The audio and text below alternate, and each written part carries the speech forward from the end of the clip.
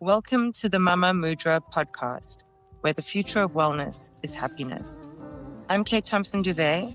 I'm an entrepreneur, a mother of 3, a very happy wife, a lifelong creative, and someone who has spent years chasing success, only to realize that the real success I was missing was peace.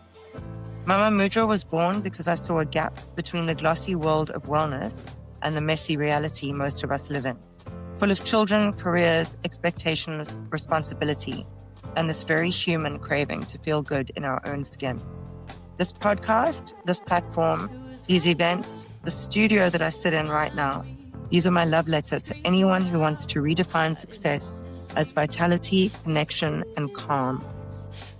My guest today on the podcast is someone who embodies joy and discipline in equal measure. She is someone that I've known for years and years, and someone very special to me. She actually booked me for my first speaking engagement on this Mama Mudra journey, and is just someone that I adore. And when I talk about the philosophy that I want to bring to people, being the future of wellness, being happiness, she is someone that really embodies that to me.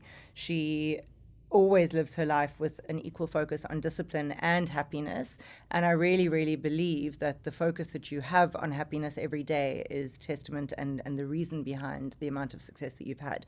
I think she's got a lot of wisdom to impart to all of us. I want to talk to her about building a purpose-driven business, because one of the businesses that she owns and runs is really very purpose-led in terms of what she believes in and what she's been through in her life. And also the art of self-belief, because this is a woman that you can literally put anything to her and be like, I'm thinking about doing this. I don't know. She's like, yes, do it. Do whatever. Believe in yourself. It's always going to work. And it's just really quite amazing to me to see someone that really not only believes in others, but also believes in herself to this extent. And also how to stay grounded when the world is spinning and you've got a million balls up in the air, which she always does. So Sheree Munro, welcome to the podcast. Thank you for having me. I'm so honored to be here. Anything that you do, I back 1,000,000%. So. Thank you. No, thank you. I'm going to ask you a couple of questions, but obviously during the course of the conversation, go off into any tangents that you want to. We're all interested in everything that you have to say. Oh. So starting off with your personal experience and kind of what has led you to where you are today, what personal experience that you've been through, whether it's in business or something that happened to you in your life, taught you that happiness is a choice and something that you get to choose every day? It's not a circumstance. Okay, so for me, I think I learned that from a very young age. So I come from a single mom. My dad left my mom blacklisted with a baby, and she just had to rebuild everything from scratch. And I think with that mindset, she had taught me what resilience had meant before I even knew what the word was. And I think always growing up, with her and seeing her struggle and get through it, and regardless of the struggle, she always had a smile on her face. We always, with the little bit of food that we had, we were in like a studio apartment nearly my entire life. We always danced and we always laughed. And I always look back on that, and those are always my best memories. It's, and whenever my mom and I look back and we chat, we're like, oh my goodness, remember that? And that's always when you're like most happiest, not in the sense because you have nothing or you're unhappy now. It's just that those are when we had tougher times, but also more simpler times, and those are also the moments when you know who your true family and friends are. And we've come such a long way, and I've learned so much from her as a person, and it made me realize that your circumstances are not who you are. Your mental shift, and look, I understand, your mental health, everyone goes through their own personal experiences 100%, but I think I just made myself, and I told myself and taught myself that doesn't matter what situation that I'm in, I will never allow my circumstance to affect my mental health, because I know that I'm better than the situation that I am in, and I know that I'm strong enough and brave enough to get myself out of that situation. Doesn't matter how long it takes me or which route I take to get out of that situation, but I believe in myself so much that I know that I can get out of it. So I think from tough experiences, I would definitely say it was more my mom's tough experience that I almost experienced with her throughout my childhood. And Amazing. That's amazing. I love that. And it really comes across with you. Like it genuinely, I'm not just saying that for the purpose of this. It really, really does come across with you because, I've known you for a long time, as I said, but I've also known you through some harder times and some amazing times. And even in the harder times, your outlook is just, I think resilience is the biggest word here. It's just like, it's not sort of what's happening to me, like, it's the end of the world, whatever. It's just like, how am I going to get through this? Yes. And how am I going to move past it, Yes. And it's just that determination to just always know that you're not stopping, you're not getting stuck, you're always moving forward. And I think it's really something that people can learn from. Yeah, and I think, I've always said to myself that I'm not a victim of my circumstance. I choose not to be the victim. I choose to be brave and be bold and, anything I put my mind to. Whether I fail, cool. If I fail, not great, but I learn and it's a lesson that I've learned. So I think it's just a matter of making myself believe that I am here because I'm meant to be here. I'll get out of it if I need to get out of it, and I'm not a victim of this. So yeah. And that's kind of what we're talking about as well, is with the focus on happiness as a philosophy is exactly that. It's a conscious decision to wake up in the morning and just be, decide that you're going to, even if stuff happens to you and your day isn't great or perfect or the way that you thought it was going to be, you can choose your reaction. You can't, 100%. You can choose I was talking about this the other day with someone. You can't choose your first thought, but you can always choose your second thought. 100%. So it's how you react to things. So when you are really, I mentioned you or introduced you rather as the founder of, focusing on your primary business at the moment, which was Macro Mixes, has just been rebranded to Nuo, which we'll get in just now, which is really a business very close to your heart and your life experience. But you're also an amazing DJ and producer, and you have an interiors business. You have a bunch of different things that you focus on, and you're always constantly upgrading your own life and your own homes and all of these different hats that you wear. So again, it's a very close answer to the first one, but not only how do you you've answered how you make happiness a choice, but how do you keep that choice in mind when there are so many things going on? Because I know for myself, I am inherently a positive person.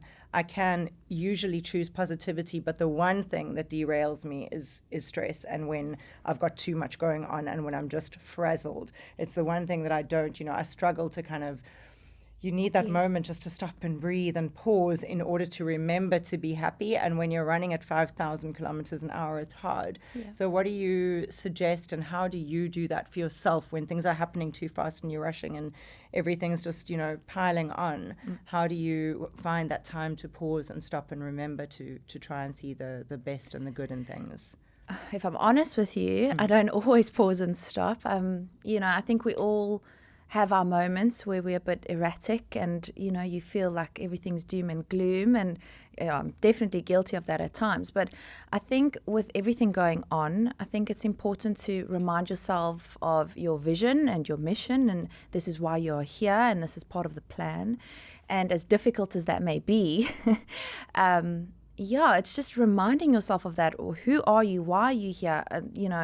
If this isn't part of the process that you had planned, make it part of the process. What am I learning here that's taking me to point B? And I think it's just a matter of trying to remain calm if you can and having a support system. Definitely, I don't think I would be where I am without my support system. Trust, I trust my team wholeheartedly. I trust my family wholeheartedly, my partner. So I think if I didn't have any of them around me that I could say, here you go, help me with this, who can I turn to, I don't think I would be where I am today. And I think a big part of it is that the team that we have now is they've built this rebrand with us, and they understand the vision and the mission, and they are just as proud as what I am, and they're just as passionate. And and I think that's what's important, to trust and let go, because I'm a little bit of a control freak. I like doing things my way, and that's not always the right way, but I think it's just, having a team that you can trust and having a support system and family and, partner or whatever it may be that you can just rely on. And, there are times where you're going to feel like a failure, and there's going to be times where you feel like you don't have the answer. And I have that often, there's frequently, the day of our rebrand, for instance, it was our website went live and everything just in the back end went a bit chaotic. There was so many people that tried to place orders and they weren't able to. They were just not getting confirmation emails, and everything was just a nightmare in the background. But, then you sit there and you think to yourself, well, I can either be stressed about this and be negative and see the negative, or I could look at this and think this is a learning curve. We're lucky enough to even have customers that want to buy the product in the first place. And secondly, there's always a solution for everything in life. I'm very much a solution-based person.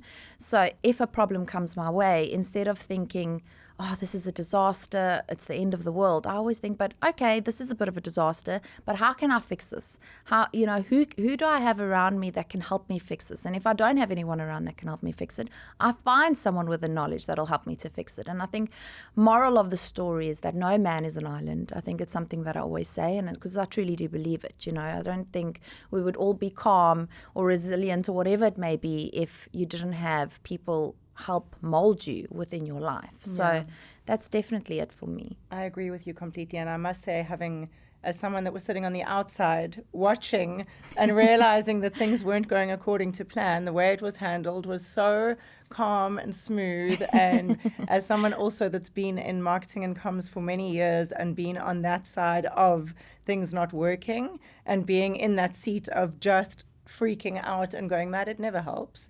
And honestly, from your guys' side, it did. It was like, oh, there are clearly a couple of issues, but they're on top of it. They're not trying to pretend it's not happening. No. So I think it was very well handled. So well done. Thank you. How do you manage? I know that you are so business with Nua at the moment that I would imagine it's taken a lot of your attention away from music.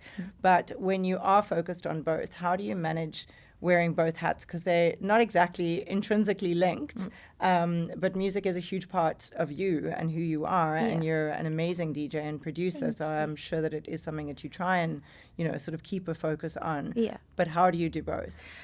Look, it's difficult. I wear multiple hats. I think not just with my music or with Nua, I've got other businesses as well. And I think, wearing all of those hats at times, the one is it's in life there's always give and take, right? So, like currently now Nua is taking a lot of my focus, and I have to trust in the teams to, elsewhere help me where I'm just falling off the wagon a little bit. So wearing the different hats, I'd say I'm authentically myself.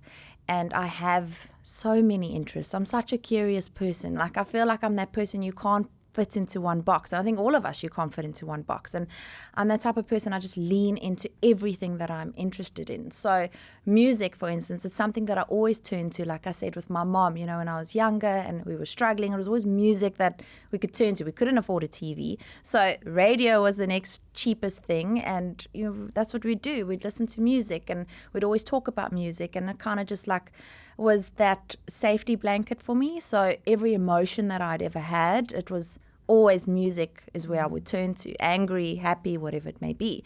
So I think producing music or even DJing at times, I haven't, DJed much, so it's more producing. I think that was more my outlet. That was more my creative space where I could just kind of try and be myself and try something new and hope that it just, I didn't even actually care whether it did well or not, because it was more just this is my fun part, because everything else that I'd done was so stressful and I didn't get the opportunity to do anything with music. So I thought, well, hey, it was COVID and people were kind of bored. We weren't really as social at the time. Let me try and learn and figure out how to do this. And I happen to have figured it out, which is quite cool.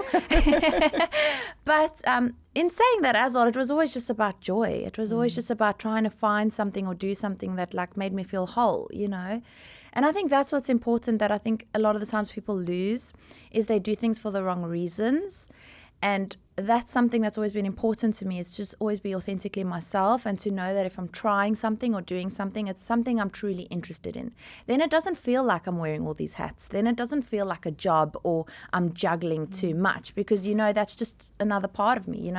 You're a mom and you have 3 beautiful kids. It's like if your one kid takes a little bit more of your time than the other one today, it doesn't mean that you know, the other one is less important or whatever exactly. it may be. So I think it's just a matter of like being who you are and knowing that in life there's going to be different times where one thing will take more time than the other, you know. Yeah, and I think it's also understanding that not everything has to be perfect on paper all the time, you know, and I feel like that's also when you allow your journey to evolve. You know, I even just on this journey that I'm on now, and you know, kind of seeing how quickly it's evolving and changing, not necessarily changing direction, but like opening up in ways that I didn't think about when I first started it. Amazing. And I think when you allow yourself to kind of just, you not go with the flow, because obviously you have to drive it, but you know what I mean, like not trying to over control it, like you said earlier. Yes. I think then you're open to more things coming to you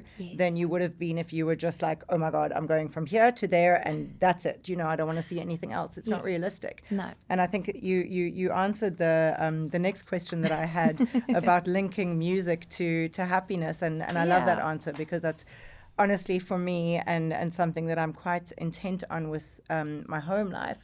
Obviously, you know, my husband Sean, as you know well, is a DJ, and you know, he's producing now, and you know, does all the events and everything. But like, music is such a huge part of our lives. My middle daughter, as you know as well, is also a DJ, and you know, it's like I'm so intent on making music a part of their upbringing in terms of happiness and sparking joy and emotion, because I'm exactly the same as you. Like I link memories to music always. I'm like, I literally remember my first breakup song, and it's so funny because I hear it and I'm like, oh my God, I'm like all of a sudden crying about a guy that I last saw when I was 12. You know, it's like, it's so funny how music is so emotive for so many of us. And I think it's so beautiful because it's such a universal language, in my opinion. You know, you can meet someone, and I have, on a dance floor in a country that you don't speak the language of, and you'll have a moment of connection just because of a beautiful piece of music. So I love that you said that it's such a part of your childhood, because it's so, I think that it should be a part of everyone. You know, as much as I believe in movement, there's, for me,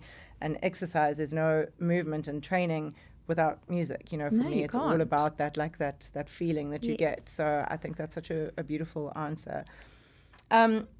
So what, from again, back to like your routine and kind of your secrets to success, what are your daily non-negotiables? Like, I know for me, mine are, I train every day. You know, I try and do breath work and intention setting in the morning. There's certain things I say, you know, spend time with my children every night before we go to bed. You know, I'm with Sean when we say prayers, and like all of those beautiful little rituals that kind of start and end our days. What are your non-negotiables every single day that you have to do in order to start and end your day in the right way? So, well, firstly, something with me is, I know we all try and say that you got to be balanced in life, right? If I'm honest with you, I feel like an entrepreneur, that's impossible. It's unrealistic. You can't be balanced. So as much as I would like to sit here and say I have these non-negotiable routines, and I wake up and have matcha every day and all these wonderful things, it is the perfect life. Yeah, I don't have time to journal and all these lovely things. And unfortunately, I don't. I would love to, and I understand the benefits of all of that. But I would say my non-negotiables that I don't think I could get through a day without it is definitely every morning when I wake up, I say hello to my mom, regardless. I message her on WhatsApp and I say, good morning, how did you sleep? Did you dream? What's up? You know, and that, I don't know why, but that kind of like sets up my day. And obviously saying hello to my partner and my puppies, and, you know, trying to work out every single day. I understand that that's important. But I think for myself, coming someone that's had an eating disorder, it's difficult to also, because I could become very obsessive. So I'm just trying to be a little bit more gracious and, you know, kind of do everything organically. But I would say non-negotiable is definitely moving every day. Definitely saying hello to my mom. I love that. And saying hello to my partner, you know, saying hello to my puppies, and just making sure that I set myself up for a good day in the sense, like always try and wake up positive. I think it's because I wake up every morning and I'm so grateful of the life that I have. I didn't think that a girl like me, you know, from the south of Johannesburg, not with much promise, you know, I was always, because my mom was a single mom, she was also always the outcast, you know, back in those days, being divorced and all that, it wasn't normal. It wasn't, you know, girl power, here you go. You were shunned, you know.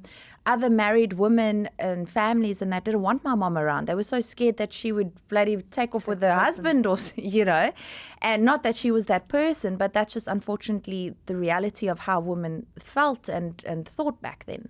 So I was definitely destined to be the girl that had no future. I was going to be that girl that, wouldn't study anything, wouldn't amount to much. And it was so interesting that I ended up being the opposite of everyone that was judging me. So I would say non-negotiable is definitely setting myself up for that and just being grateful for everything I have, because I am. Every morning I wake up and I'm like, oh my goodness, look, like first I have a roof over my head, which is like amazing. My mom and I grew up in like studio apartments all my life. We shared a bed.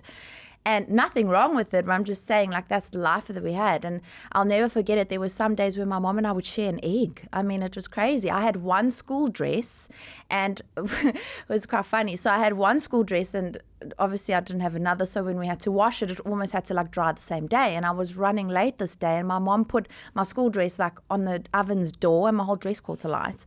And she didn't have money to buy me another school dress. And so I couldn't go to school without a school dress, obviously, so I was out of school for like 2 months because she had to wait until she had enough money to buy me a school dress. And so I look back at all of that, and I think I'm just so grateful for the fact that I don't have to worry about that anymore. I don't have to worry about what am I having for breakfast today, or, how am I going to pay for the bills. And I think for me, that is like kind of my non-negotiable, is like reminding myself where I am, and that sets me up for the day. So, yeah, that's very important to me. That's amazing. You honestly, you inspire me every time I speak to you, and I genuinely mean that. Also, I hope my children are listening to this episode and learn that lesson about greeting your mother every morning when you wake up, please, for the rest of your lives. Thank you. You mentioned your eating disorder, and I know that touches very closely to the newer rebrand. Yes. So talk us through the rebrand. So the rebrand was quite interesting. So I'm very proud of our team because we managed to do a full rebrand, packaging, legislation, everything within 3 months, which is like unheard of, Amazing. But I think we just wanted our brand to reflect where we wanted to be. Macro Mixers served its purpose. It did what it had to do, but it didn't align with where we want to go. The vision wasn't big enough. And where I see this brand going is empowering women, uplifting women, and, really building a community. When I had my eating disorder, I wish that I had a community that I could turn to. I wish that I had products like these that I could turn to and not feel so scared to feel my body with. And I think for me, that is most important than anything else. And with this rebrand process, so we work with Stefan, who's the most amazing brand strategist, and he just really took us through every phase with such precision. And I'm just so grateful for that during this process, not only have we onboarded the most amazing team members, but he also helped just build and shape our current team members. I think we were all just running with like heads chopped off, for such a long time that when it came to working with him and rebranding, it's just like everything just fit into place. And I'm that type of person, like I know what I want, but sometimes it's so difficult for me to articulate. And he just knew exactly how to extract everything out of my brain, which was so cool. So having worked with him and just learning how the process works and figuring out packaging and legislation, and we reformulated all of our products. So we had to lab test everything all over again. So it all started from scratch. We basically broke down macro mixes completely and then built up Nua, which was in itself the most difficult task to do. But I learned so much. And during this process, we built such a robust team, which I'm just so grateful for. I mean, I think what all of us have pulled off in such a short amount of time is just incredible. Look, it was very stressful in the sense where we had 3 months. We initially actually had 2 months, and then the packaging, it was just not on our side. So we had to postpone by 1 more month. And so we had 3 months to really figure out everything, to reformulate, retest, packaging, food legislation, new certifications. Then on top of it, figure out your color palette, your tone, your voice, your brand identity, your mission, your vision. Because like at the end of the day, when we started, we knew what our mission was. We knew this is what we wanted to accomplish. We knew that like we wanted to make an impact on women. And we didn't want to be just another food brand, just like another health food brand. Here you go, we're slapping protein in your face. No, we're like so much more than that.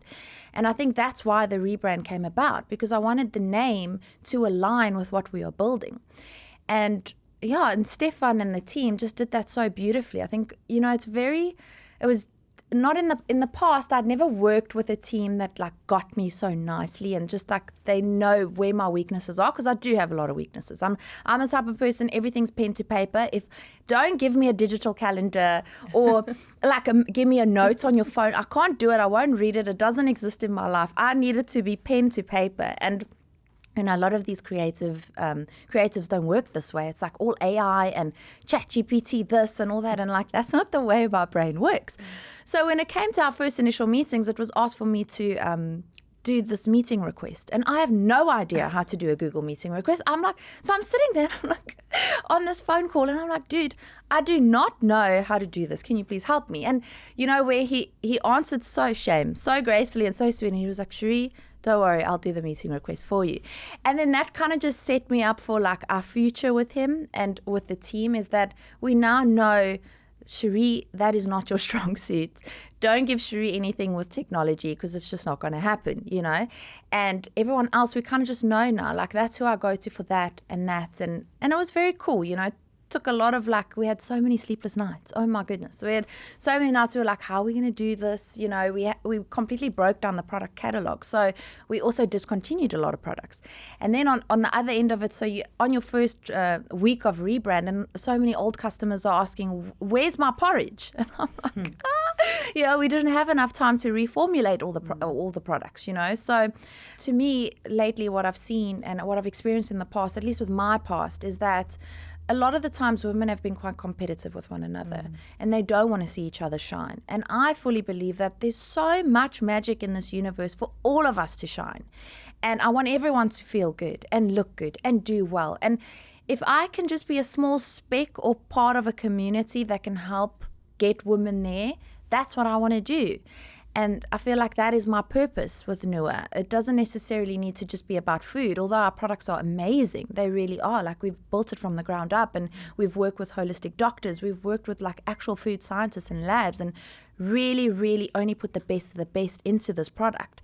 So apart from that being one aspect of the business, I think to me it's more than that. It's building an actual sisterhood. I want to know that if you're part of our community and you have any issue, or you have an insecurity or whatever it may be, or you want to contact or whatever, help one another. I don't like people that gatekeep. I don't like people that don't want to help one another or be there for one another. And I think that's what I'm trying to build, and that's what this rebrand is about, is to show people what authenticity really looks like, to really break down your ego and to really sit and think to yourself, like, I want a better world out there. I want to make an impact. I want to leave a legacy, and I want to be a good person. Truly, to my core, that is who I am. And I just want the rest of the world, or, world, I'm being so ambitious, but, the rest of like our community to feel that and to connect with that and to hopefully, align with one another and help one another in all aspects. There might be customers out there that are part of our community that can help me with something in the future, and vice versa. So I think for me, that's what's most important, and that's what this rebrand is about. And I think that's why it's going to succeed, because it comes across, having been to events and seeing your community together, like you can feel it, it's tangible. It certainly doesn't feel like a product-led business that people just come, because it's going to be a fun event or because of the goodie bag or whatever. It genuinely feels like a community that you've built, which is amazing. So I have no doubt that's going to be why it succeeds even more than it already has. You. I'm so glad you said that, because I think, so last week we had a discussion. It was quite funny because social media, like there's like almost no product since we've launched. There's like no product imagery. It's just events. And with the team, we were sitting and talking, we were like thinking we should probably like post one of our products at some point, And it's just because for us, it's not about the product, even though we love the product and it is premium to its core. We've stripped it down, but it's more than that, like we want to connect with you. We want to know what makes you happy. What do you want from this community? And and I'm so glad that shines through, because that's truly what we're trying to build. It really does. Although I must say, when you post a cake cup, I can literally taste it the second I see it. They're so delicious. Those things. My last question for you is, and I think you've probably already answered it, because you're speaking about building this incredibly empowering and supportive community. You've spoken about global reach, the fact that the macro mixers vision wasn't big enough. So it's clearly about expansion. But what does success look like for you now versus when you started? And not just with Nua, in general. Obviously, you came from humble beginnings. So I would imagine your initial outlook on success was very different to what it is now. Yeah. So how has that changed, and what do you see it as now? So I think when I started out, I think all of us are, we start out money hungry, right? You want the title, you want the money, you want to just, dominate. And sure, to a degree, that's, I think, what all of us still want. But for me, I think it's humility. And, as much as I want Nua and all our other brands to expand and to go international, which is what we're busy with, which is very exciting. So hold thumbs for me, because we have a meeting with Paris next week. So, so as much as I want all of that, and that is a part of what success looks like, is the numbers, of course. I mean, that's just inevitable. But for me, I think more so from a business and a personal perspective, it's more about connection. I want to know that I'm building connections with various women throughout the world and throughout my life. For me, it's more about that. For me, it's about ensuring success. To me, it's peace, it's humility, it's kindness, it's being genuine, it's connecting with other like-minded women, and it's just trying to make an impact, a positive impact. And I think that's what success looks like to me now, because I think if we all just chase money, eventually I think greed kicks in. And I think it's very easy to lose yourself when you chase money. And, even though we've all been there, I mean, we all want the glamorous things in life. I mean, I think we're all guilty of, capitalism and falling for it. But I think it's important to step back at times and think like, okay, so if you get that success and if you get all the money in the world, what are you going to do with it? Are you going to be able to take it with you? And the answer is no, you can't, and if you have kids, yes, granted, you can leave them to your kids, but how can you actually guarantee that your kids are going to do anything good with that money? So I think for me, that's why it's just so much more important to leave a positive impact and a legacy and to make a difference in that regard. And I'm a firm believer that if you leave that legacy, that success in other ways like monetary value, it will just naturally and organically follow. So yeah, that's what it looks like to me. Yeah, you do make it look like that from the outside, I must say. When you lead with the right reasons, the success does follow. But it's so, I always think of the analogy as well with you talking about, if you chase only commercial goals. Again, I agree with you. There's nothing wrong with chasing commercial goals, because we do like nice things and we work hard to have nice things. But I remember so clearly early on in my career, there was a number that I had in my head that I was like, when I hit that number and that's what I'm earning, like I have made it. I will have done everything, that's like the pinnacle. And I got to that number relatively quickly, because I got a lot of success quite quickly in my career. And I swear I got there and I had probably less expendable income, because my expenses had shot through the roof as my earning went through the roof. I was unhappy, far less happy than when I was earning a lot less, because I was so stressed and all of these things. And I was like, God, really? And it's such an interesting realization when you start doing well in life to understand that there's never an end. You can never get to a point that you're like, okay, I've done it. Exactly. There's always more, and there are always people with more. Yes. So once you change your values and you understand that there is a lot more to it than just nice things, nice houses, etc., you'll find more joy in those things when you get them. Exactly. And probably you'll find more joy in the smaller things as well, because ultimately those are just material possessions. 100%. So that's everything that I had to ask you. So I want to say thank you, because Thank you I for know that having you me. are so busy. So to get here, it means the world to me.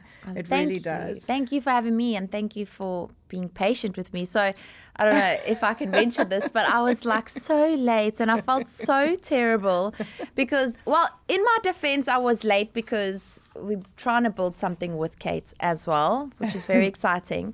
So I was doing research on that. But And that's why I was so patient. So, take your time, honey. But thank you for having me and for also seeing value in me and what I have to say. I mean, I didn't ever think anyone would have value in anything that I had to say. So I'm honored to be here. You honestly remind me, and I genuinely, it's so funny because every time Sheree and I record content, it literally, I've got another very close friend, Sheree, that we also record content sometimes, and it literally just ends up being like one of those girl videos going, I love you, no, I love you, no, I love you, no, I love you, because we're just like, we both feel that way about each other, but I really do mean it that you are inspirational, and not just in the way that people would assume on paper, and that's why I feel such an alignment between us and what we're doing, because you have such a focus on loving what you do and being happy and just making sure that you lead with joy and happiness. And that's why I really thought that you should be one of the first guests, because that's everything that I'm trying to talk about at the moment, and you know how important it is to make a conscious choice to just be happy in your life and not get swayed and distracted by the things that seem so much more important and they really aren't. So yeah, thank you for reminding us of that and your time. No, thank you. I mean, if there's something I've learned from you, is that you always have such like this elegant way about you, and you've got so much. You've got sitting here in leggings and gym clothes. But you do. You always have so much poise. I think that would be the right word. And you always, you always enter a room with so much like calm, and like you come across very confident, even though I know at times, we're not always confident, but you have this magnetic personality that all of us around you, when we're around you, we also just feel calm and serene and just feel loved. You've got this very nice way of making everyone around you feel loved. And that is in itself, I think, a rare personality trait, because, we get some interesting people in this world. I love that. Thank you. I think, again, if my children are listening, you can stop laughing now, talking about the calm when I enter a room. But I appreciate that compliment. No, but it's true. I mean, obviously at home, I'm sure it's different. But, I mean, that's everyone at home. I mean, we all have our crazy moments where, you feel frustrated or, things just aren't going your way. So, obviously, I understand that we're not that person 24/7, but I think when it matters, and for the most part, when you enter a room, it's just you have this way about you that is calm and inviting and loving and kind, and that in itself is so rare, and that's the core of who you are, And if we just quickly go back to circumstances, and again, your circumstance isn't who you are, and I think this proves, like you're saying, like at home you're a little bit crazy and you can get angry, but that's just because it's that circumstance. It's within that moment. Doesn't mean that's who you are. And I think that's where it just comes back to that, not letting your circumstance define who you are and how you feel, for days to come or months to come or years to come or whatever it may be. I think it's just living in the moment, realizing that, okay, this is just a fleeting emotion. I can either dwell and cry and be depressed, or I can look at the lessons I've learned here and figure out a solution and move forward. And 100%. Yeah, so I think circumstance is very important. I agree. Let's hope our aligned beliefs mean that everything that we choose to do in the future yes, definitely is successful and goes global. And good luck with Paris. Thank you. Thank you again for being here. Thank you for having me. Of course.